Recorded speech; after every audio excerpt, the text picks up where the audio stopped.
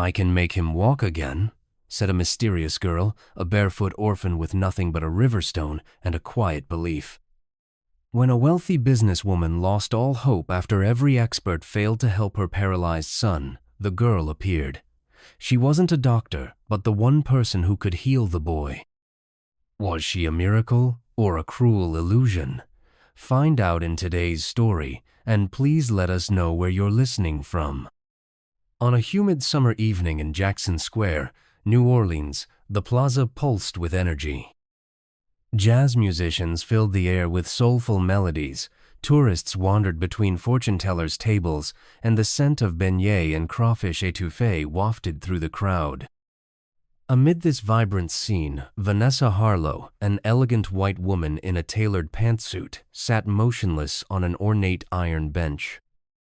Her diamond earrings caught the golden light of sunset, while her tablet remained untouched beside her. In a custom-built wheelchair next to her sat her 9-year-old son, Thomas Harlow.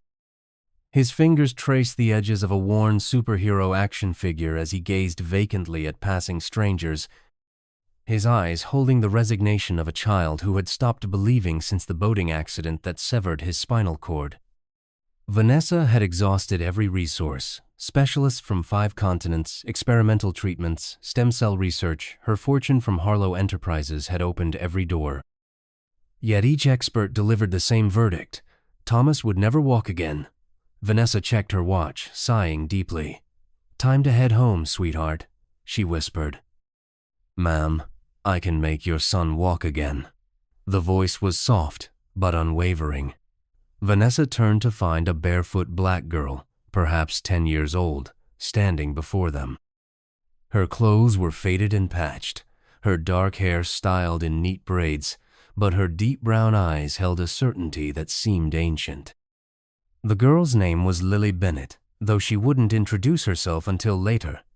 She didn't plead or persuade, she simply waited, a small river stone clutched in her dirt-stained palm.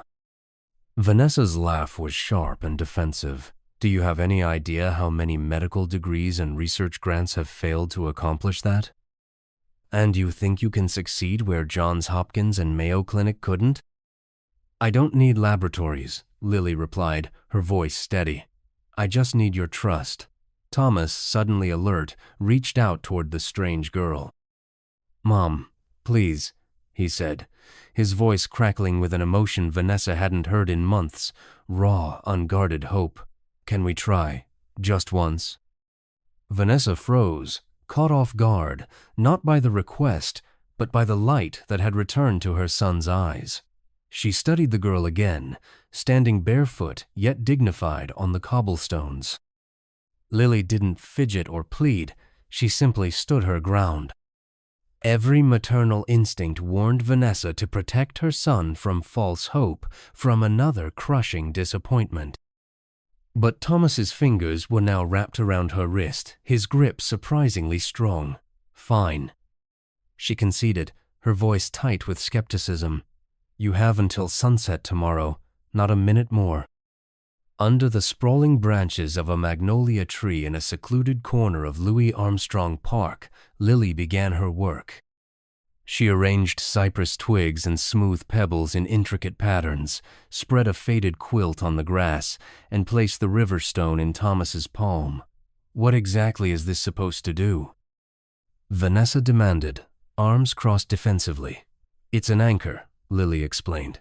"He needs to remember what walking feels like. Not with his legs yet, but with his spirit." Lily knelt before Thomas. "Close your eyes. Feel the breeze against your skin.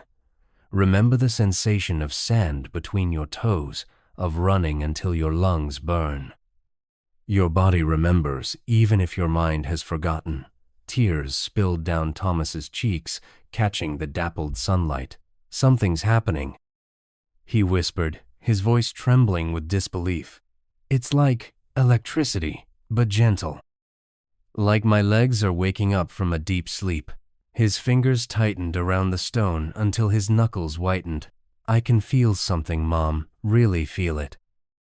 Vanessa stepped forward involuntarily, her heart hammering against her ribs. Words of caution died on her lips as she watched her son's face transform with wonder. For the first time since the accident, Thomas looked alive, again fully present, fully himself. That night, Vanessa couldn't rest. Something about Lily nagged at her consciousness. Before dawn, she called her head of security, requesting everything they could find on the mysterious child. The report arrived by encrypted email, and what Vanessa read made her blood run cold. Lily Bennett had been orphaned in a construction accident 5 years earlier. The company responsible? A subsidiary of Harlow Enterprises. Vanessa had personally denied the compensation claim, citing contractual technicalities, leaving the child to bounce between foster homes until she eventually disappeared from the system altogether. Following an address in the report, Vanessa drove to the Treme neighborhood, finding a converted shotgun house with a hand-painted sign. Sister Josephine's Healing Arts, payment optional. Inside, she met Sister Josephine, a statuesque white woman with silver hair and penetrating eyes, who nodded knowingly at Vanessa's arrival. "Lily said you'd come looking," she said simply. "That girl sees more than most adults ever will." Sister Josephine revealed Lily's journey. Found nearly catatonic after losing her parents, diagnosed with psychosomatic paralysis. Gradually healed through a combination of traditional medicine and what Sister Josephine called soul work.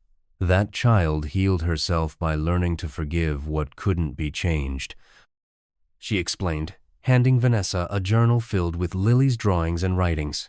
Now she helps others do the same. Returning home, Vanessa made a decision that shocked her household staff. She invited Lily to stay at the Harlow mansion. The family butler, Winston Powell, voiced immediate concerns.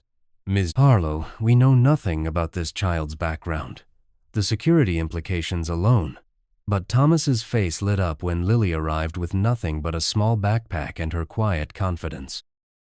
Vanessa silenced all objections with a single look. The girl stays. A sunroom was transformed into a therapy space with handcrafted equipment, balance boards, suspended ropes, and weighted fabric sacks. Lily and Thomas began their work together, combining physical exercises with visualization techniques. Each tiny movement was celebrated like a symphony. Thomas's laughter, absent for so long, now echoed through the mansion's halls. Then one stormy afternoon, Thomas collapsed in agony. Searing pain radiated through his lower back. Lily rushed to his side, but Winston had already called Dr. Rivera, the family physician, who arrived within minutes. "This experiment ends now," she declared after examining Thomas. "You're risking permanent damage to an already compromised spine." Vanessa stood at the threshold, torn between medical science and the undeniable progress she'd witnessed. Thomas, despite his pain, reached for her hand. "Mom," he pleaded, tears streaming down his face, "don't send her away. For the first time, I feel like I'm still here, all of me." His words hung in the air, a testament to something beyond physical healing. Vanessa looked from her son to Lily, who stood silently by the window, raindrops casting shifting shadows across her face. Finally, Vanessa spoke. "1 month. Show me he's not being harmed, or this ends. Dr. Rivera reluctantly agreed to monitor the sessions, her skepticism evident, but her respect for Vanessa's authority unquestioned. What followed was unexpected. Dr. Rivera and Lily, representing opposite approaches to healing, began to collaborate. The physician's scientific knowledge complemented Lily's intuitive understanding of the mind-body connection. Thomas pushed himself beyond what anyone thought possible, driven by Lily's unwavering belief and his own rekindled determination. Even on days when pain overwhelmed him, his spirit remained unbroken, a stark contrast to the defeated child he'd been just weeks earlier. Then came the breakthrough. During a session attended by the entire household, Thomas stood unassisted for 7 seconds. Vanessa dropped to her knees, speechless. Dr. Rivera's clipboard clattered to the floor. Winston, always composed, openly wept. Thomas beamed with exhausted triumph, while Lily simply nodded, as if confirming what she'd known all along. That evening, Vanessa hosted a celebration dinner, inviting not just family but every staff member who had supported Thomas's journey. "My son stood today," she announced, her voice thick with emotion. Not because of medical science alone, but because a child taught him to believe again.